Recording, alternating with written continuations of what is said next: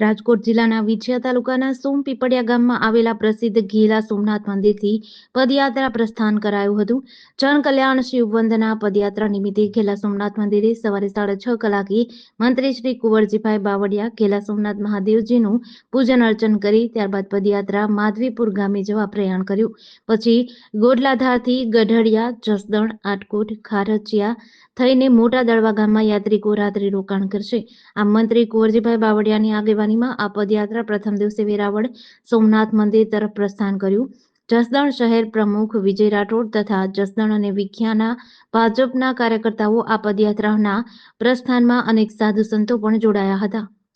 ઘેલા સોમનાથ મહાદેવના દર્શન કરી પૂજા અર્ચના કરી અહીંયા ઘેલા સોમનાથથી સોમનાથ પાટણ સુધીની 230 કિલોમીટરની આ પદયાત્રા લોકોના કલ્યાણાર્થે, લોકોની સુખાકારી માટે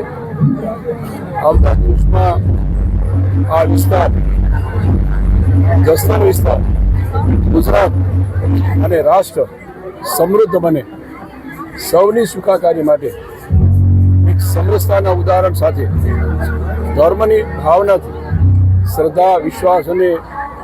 જે લોક કલ્યાણનું કામ થઈ રહ્યું છે એના સમર્થનમાં આજે આ પદયાત્રાની અહીંથી શરૂઆત કરી છે.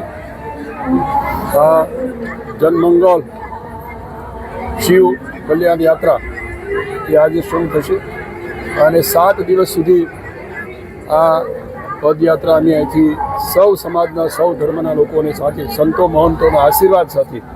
અહીંથી શરૂઆત કરી છે. અમારો મુખ્ય ઉદ્દેશ લોક કલ્યાણ, રાષ્ટ્રનું કલ્યાણ અને ભવિષ્યમાં